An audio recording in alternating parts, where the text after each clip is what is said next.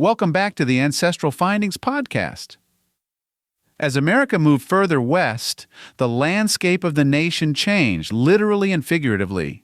The states joining the Union during this period were shaped by rugged frontier life, political compromises, and vast untamed territories. Some were carved from land acquired through war and diplomacy, while others sprang up from territories long inhabited by indigenous nations. Their names, just like their histories, reflect this time of expansion, conflict, and ambition. This part of the series picks up where we left off, starting with Missouri, the first state to be admitted following the Missouri Compromise, and continues as America pushed ever westward, building a new identity with each new state.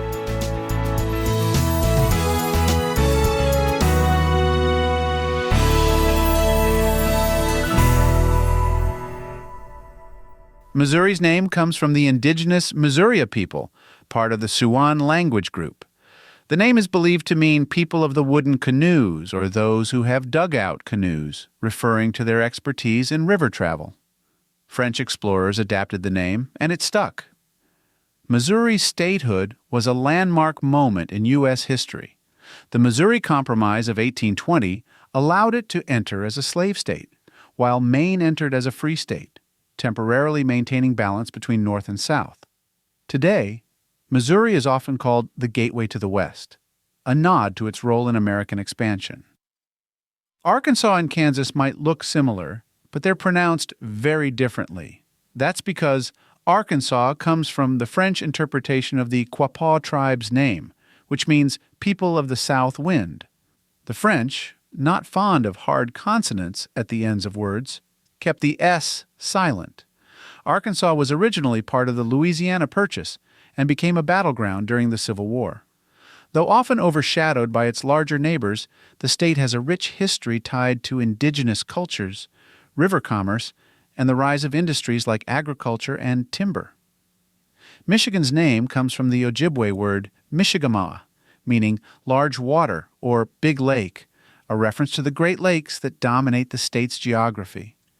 As part of the Northwest Territory, Michigan saw waves of indigenous displacement before becoming a state.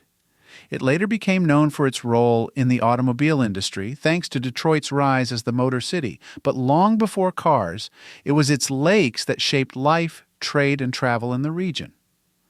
Spanish explorer Juan Ponce de Leon landed here in 1513 and named the land La Florida, meaning the land of flowers, likely inspired by Spain's Easter celebration, Pascua Florida, Festival of Flowers. Florida's path to statehood was complicated by conflicts with indigenous groups like the Seminole, who fiercely resisted removal. Today it's known for beaches, theme parks, and sunshine, but its name still honors the land's lush natural beauty. Texas takes its name from the Caddo word Taisha, meaning friends or allies.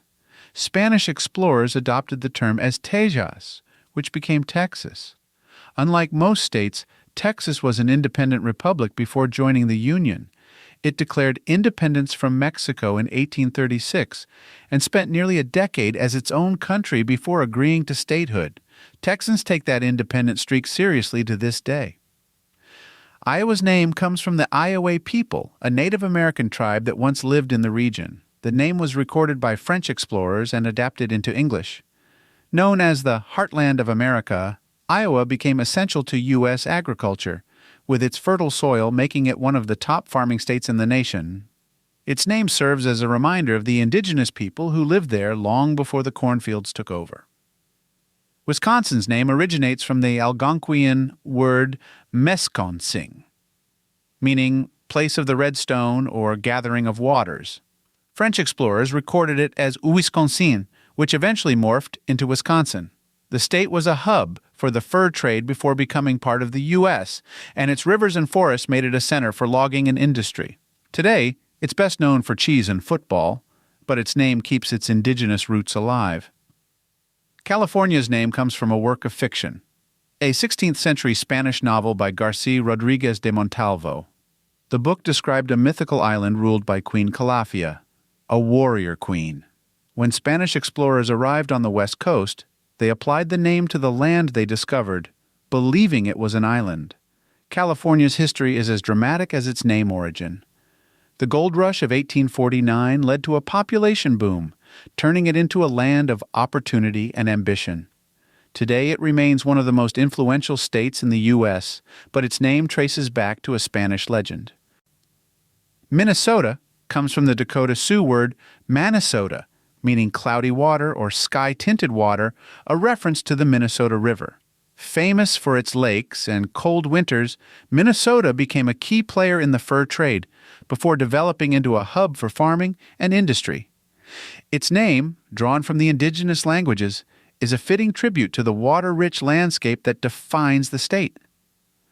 The exact origin of Oregon's name is unknown, but there are plenty of theories. Some believe it came from a French word meaning hurricane, or from a Portuguese word referring to the region's wild rivers. Others suggest it's based on an early explorer's mistaken interpretation of a Native American word. Regardless of its origins, Oregon's history is tied to the Oregon Trail, which brought thousands of settlers westward. Its forests, coastline, and mountains make it one of the most scenic states in the country, and its name remains one of the most mysterious. Kansas gets its name from the Kansa people, a Native American tribe whose name means people of the south wind.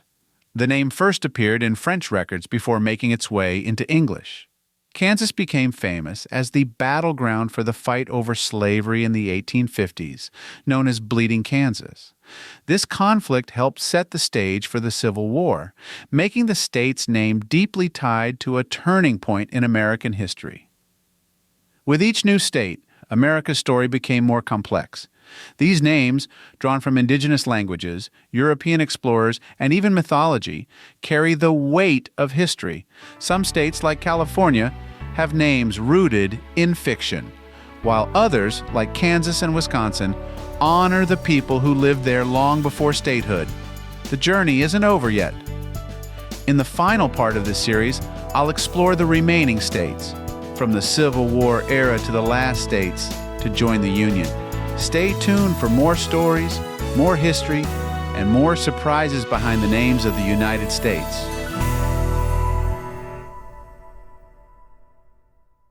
Thank you for tuning into the Ancestral Findings podcast. Be sure to visit ancestralfindings.com to grab your free genealogy ebook. Ask for a complimentary genealogy lookup, and sign up for our weekly historical postcard giveaway. A special thanks to our Patreon supporters. Your contributions help to anchor our family tree firmly in the ground, allow our lineage to fly high, and keep our journey through history on the right path. Wishing you a fantastic day and happy searching.